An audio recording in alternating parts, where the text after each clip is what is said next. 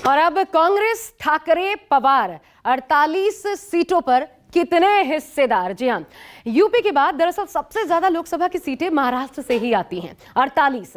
2024 में इन 48 सीटों में जो सबसे ज्यादा सीटें निकाल ले जाएगा, महाराष्ट्र की सियासत में उस पार्टी की साख और जमीन पर पकड़ उतनी मजबूत होगी। और इसका असर तब खासकर और ज्यादा होगा जब महाराष्ट्र में इसी साल विधानसभा का चुनाव भी होना है और असली नकली की परीक्षा भी।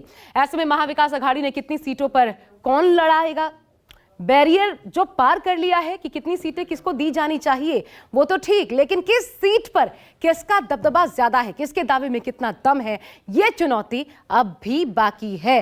तो ऊपर से ऑल इज वेल, लेकिन अंदर खाने कितनी गांठें खोलनी अभी बाकी है। देखिए 48 सीटों का क्या अनुपात, महाराष्ट्र में किसकी कैसे बनेगी बात।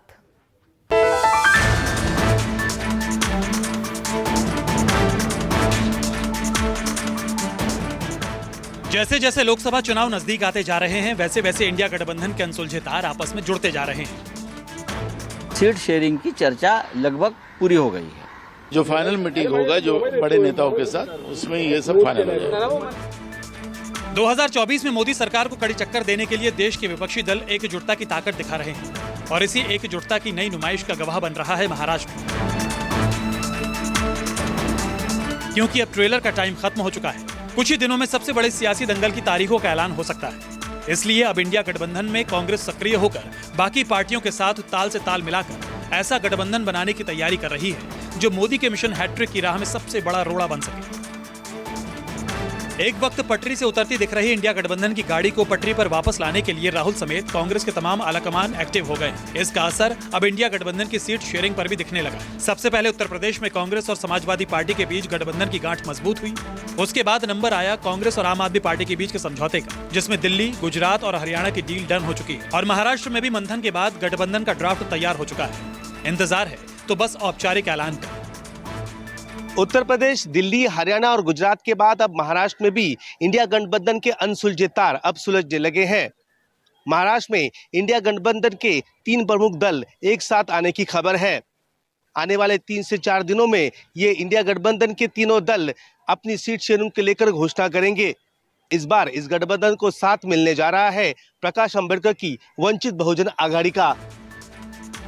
यूपी के बाद सबसे ज्यादा सीटों वाले राज्य महाराष्ट्र पर तमाम पार्टियों की नजर बनी हुई है। यूं तो हर कोई जीत का दावा कर रहा है। एक तरफ जहां बीजेपी का नारा है अब की बार 400 पार, तो वहीं दूसरी तरफ महाविकास आघाड़ी के नेता ये साफ कर चुके हैं कि उनका मकसद सिर्फ और सिर्फ बीजेपी को हराना है। इस बीच महाराष्ट्र में किसका दबदबा है, किस पार्टी को कितनी सीटें मिल सकती हैं, इसलिए अभी से उन्होंने हुंकार भरनी शुरू कर दी है। सीट शेयरिंग की चर्चा लगभग पूरी हो गई है। अब हमने प्रकाश आंबेडकर जी को निमंत्रित किया है। उद्धव ठाकरे साहब और शरद पवार साहब के साथ उनकी एक मीटिंग हो जाए।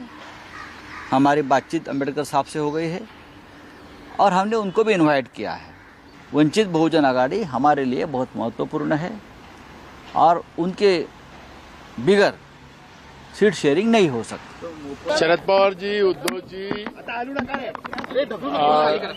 प्रकाश आंबेडकर जी, कम्युनिस्ट के कुछ नेता और समाजवादी और हम सब लोग बैठ के फाइनल होगा। उसके बाद हम आपके सामने आएंगे। पास में हमारे सीट शेयरिंग का इशू क्लोज हो चुका है और अभी मुझे लगता नहीं कि अब हम लोगों को चर्चा नहीं, अब हम लोगों को जो फाइनल मीटिंग होगा जो बड़े नेताओं के साथ, उसमें ये सब फाइनल हो जाएगा। सूत्रों की माने तो बीजेपी के हिंदू राष्ट्रवाद को बेदम करने के लिए कांग्रेस उद्धव ठाकरे के शिवसेना गुट को बराबर स्थान देना चाहती है, क्योंकि माना जा रहा है कि शिवसेना में टूट के बावजूद उद्धव ठाकरे गुट के पास संख्याबल ज्यादा है। इसलिए कम से कम महाराष्ट्र में कांग्रेस उद्धव गुट को ज्यादा भाव देना चाहती है। इसके उलट एनसीपी में अजित पवार के अलग होने से शरद पवार खेमे में नेताओं की संख्या कम बची है। इसलिए रणनीति यही बनाई जा रही है कि शिवसेना को ज्यादा और एनसीपी को कम सीटों के लिए तैयार किया जाए। महाराष्ट्र में इंडिया गठबंधन में सीट शेयरिंग का कैलकुलेशन क्या होगा, शिवसेना को कितनी सीटें मिलेंगी तो कांग्रेस कितनी सीटों पर चुनाव लड़ेगी, शरद पवार और वंचित बहुजन आघाड़ी कितनी सीटों पर चुनाव लड़ेगी। कांग्रेस, राष्ट्रवादी, पवार साहब और उद्धव ठाकरे साहब की शिवसेना, इन तीनों में ऑलमोस्ट 95% सीट पे चर्चा हुई है और फाइनलाइज हुआ, ऐसे हम सबको समझ में आता है। लेकिन वंचित आघाड़ी जो पक्ष है उनके बारे में की फाइनल चर्चा अभी तक बाकी है, वो शायद आज और कल हो जाएगी। महाराष्ट्र की राजनीति में बहुत बड़ा फेरबदल हुआ है। कहानी पूरी की पूरी पलट चुकी है। शिवसेना और बीजेपी का 25 साल पुराना साथ टूट चुका है और ऐसे में मौके पर जब 24 की चुनौती सामने है, कौन किस पर कितना भारी पड़ेगा, इसका सबसे सही और सटीक फॉर्मूला यही है कि महाराष्ट्र की 48 सीटों की शेयरिंग सही तरीके से की जाए। इसलिए समझिए सूत्रों के हवाले से अब तक का फाइनल ड्राफ्ट क्या निकलकर सामने आ रहा है। जी हाँ, तो आपसी तालमेल से महाराष्ट्र में भी सीट शेयरिंग का जो फॉर्मूला था वो तैयार हो चुका है और जो फाइनल ड्राफ्ट है वो क्या कहता है, आइए आपको दिखाते हैं। कुल मिलाकर के कैसे ये तय किया गया है। कुल सीटें 48 आती हैं। लोकसभा की शिवसेना उद्धव बाला साहब ठाकरे गुट 20 सीटों पर चुनाव लड़ेगा। कांग्रेस 18 सीटों पर चुनाव लड़ेगी। एनसीपी शरद चंद्र पवार गुट 10 सीटें इनको दी गई हैं। अब आगे आपको समझाते हैं। देखिए, दरअसल यहां शिवसेना को जो 2 सीटें दी गई हैं उसमें 20 सीटें दी गई हैं, उसमें वंचित बहुजन अघाड़ी को एडजस्ट करने की जिम्मेदारी भी शिवसेना को ही दी गई है।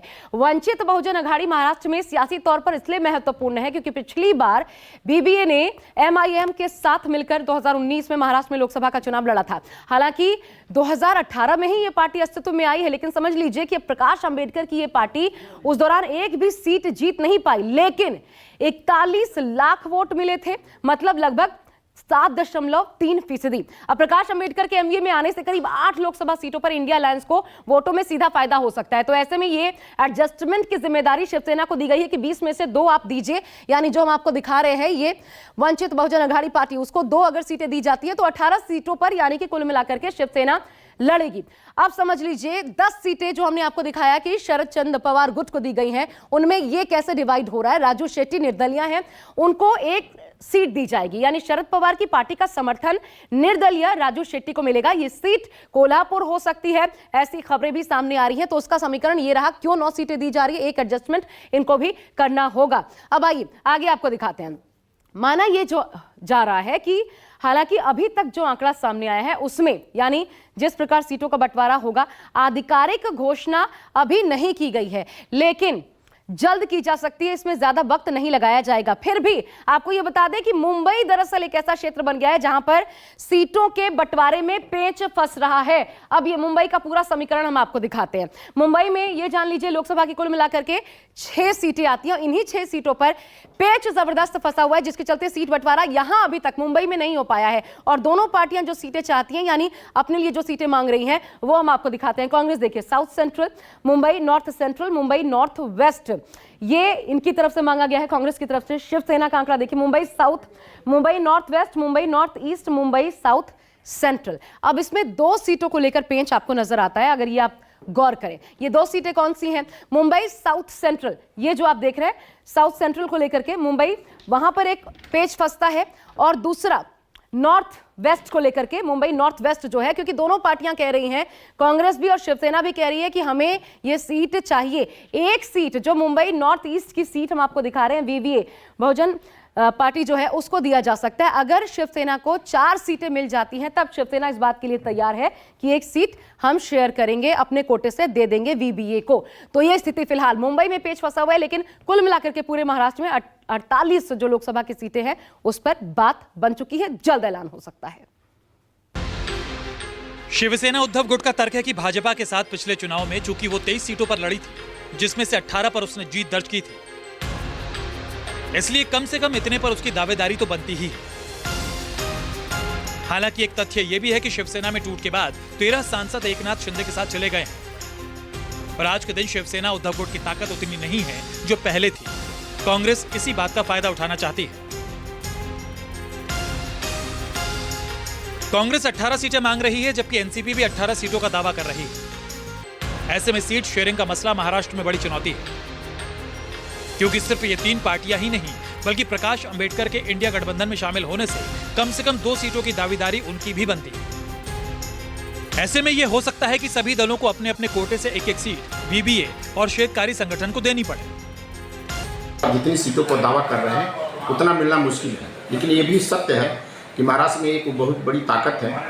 2019 लोकसभा चुनाव को आप देखेंगे तो भारतीय जनता पार्टी की प्रचंड लहर होने के बावजूद राज्य की 7 ऐसी सीटें थी जिनके कारण प्रकाश अंबेडकर के कारण कांग्रेस और एनसीपी को हार का सामना करना पड़ता था। इस बार शरद पवार और शिवसेना की कोशिश है कि उनको साथ में लाएं, लेकिन ये वक्त बताएगा कि महाविकास आघाड़ी में उनको कितनी सीटें मिल सकती हैं।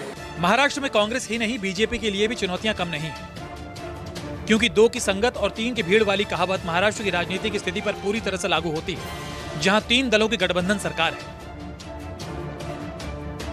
देवेंद्र फडणवीस के नेतृत्व वाली बीजेपी, एकनाथ शिंदे के नेतृत्व वाली शिवसेना और अजित पवार के नेतृत्व वाली राष्ट्रवादी कांग्रेस पार्टी यानी कि एनसीपी।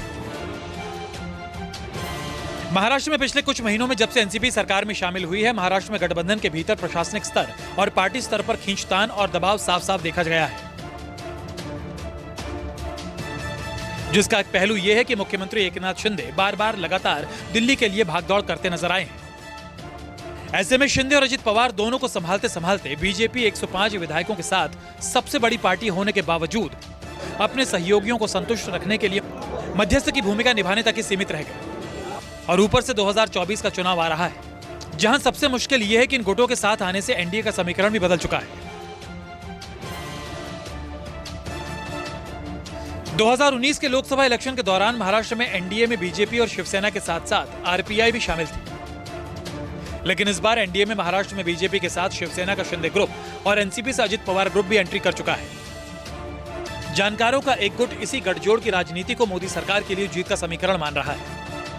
अजित पवार के एनसीपी से बगावत करने का घाटा न सिर्फ शरद पवार को होगा, बल्कि बीजेपी को भी नुकसान हो सकता है। भले ही महाराष्ट्र में एनडीए गठबंधन सब कुछ ठीक होने का दावा कर रही हो, लेकिन सीट शेयरिंग का पेच सुलझता हुआ नहीं दिख रहा। हम जो लड़ रहे हैं वो महाराष्ट्र करके लड़ रहे हैं, हमारे हित के लिए लड़ रहे हैं, हमारे राज्य के लिए लड़ रहे हैं, देश हित के लिए लड़ रहे हैं। अभी मैं किसी भी उम्मीदवार पे बात नहीं करूंगा या सीट पे बात नहीं करूंगा, क्योंकि हमारी बातें चल रही है। एमवीए में अगर आप देखें तो जो वरिष्ठ नेता है वो बातें कर रहे हैं। मैं तो सिर्फ यही देख रहा हूँ कि जो महाराष्ट्र हित का हो वो जीत के आए। अब यहाँ से समीकरण अगर इंडिया गठबंधन का सही और सटीक बैठता है तो वो बीजेपी के लिए भी मुश्किलें खड़ी कर सकता है, क्योंकि सूत्रों के हवाले से तो खबर यही है कि इंडिया गठबंधन के लिए महाराष्ट्र में सब कुछ ऑल इज वेल ही है। इंडिया गठबंधन के तीनों दल महाराष्ट्र में महाविकास आघाड़ी के नाम से जाने जाते हैं। इस महाविकास आघाड़ी ने सीट शेयरिंग में बात करते हुए एक बात तो साफ कर दी कि इस चुनाव क्षेत्र में जिस पार्टी की ताकत ज्यादा है और उनके पास एक बड़ा तगड़ा उम्मीदवार है, उस पार्टी को वो सीट वहां पर देने की कोशिश की गई है और इसी फॉर्मूले के तहत सीटों का बंटवारा भी हुआ है। जी हाँ, तो किसका दबदबा कितना ज्यादा है, कौन किसके साथ कितनी दिलचस्प है महाराष्ट्र की ये सियासी महाभारत, अब वो देखिए। महाराष्ट्र को अगर आप समझें तो किस तरीके से ये नजर आता है, देखिए ये पूरी ट्री हम आपको दिखा रहे हैं। एनडीए, वहां पर बीजेपी, शिवसेना, एनसीपी, ये मतलब हुआ महाराष्ट्र में एनडीए का। इंडिया की बात करें, कांग्रेस, शिवसेना, एनसीपी, ये हो गया इंडिया गठबंधन। यहां महाविकास आघाड़ी ये हो गए और महायुति ये हो गए। अब 48 सीटें आती हैं, इन पर कब्जा करने के लिए ऐसा गठबंधन महाराष्ट्र की जनता देख रही है जिसकी कल्पना भी महाराष्ट्र के मतदाताओं ने कभी नहीं की होगी। शिवसेना का कांग्रेस और शरद पवार के साथ मिलना असंभव लगता था, आज हकीकत है। अजित पवार, जिसे भारतीय जनता पार्टी जेल भेजने का दावा करती थी, आज भाजपा सरकार में उप मुख्यमंत्री हैं। वित्त मंत्रालय जैसा महत्वपूर्ण विभाग उनके पास है। महाराष्ट्र में पिछले 25 सालों में भाजपा और शिवसेना गठबंधन का मुकाबला कांग्रेस और शरद पवार की राष्ट्रवादी यानी राकांपा के गठबंधन से होता था। महाराष्ट्र की राजनीति में दबदबा रखने वाले ये 4 दल अब 6 दलों में बढ़ चुके हैं। शिवसेना 2 हिस्सों में दो फाड़ हो गई। एकनाथ शिंदे की शिवसेना, उद्धव ठाकरे की शिवसेना, बाला साहब ठाकरे की पार्टी, और इसी तरह शरद पवार की पार्टी भी उनके भतीजे अजित पवार के बीच बट गई है। एकनाथ शिंदे और अजित पवार बीजेपी के साथ एनडीए में, तो उद्धव ठाकरे और शरद पवार कांग्रेस के साथ यहां इंडिया गठबंधन में नजर आते हैं। तो ये मिली जुली खिचड़ी है और किसका फायदा किसे मिलेगा, किस रूप में मिलेगा, कौन आगे कौन पीछे, ये चुनाव बेहद दिलचस्प होने वाले हैं। फिलहाल बस इतना ही, देखते रहिए News 24।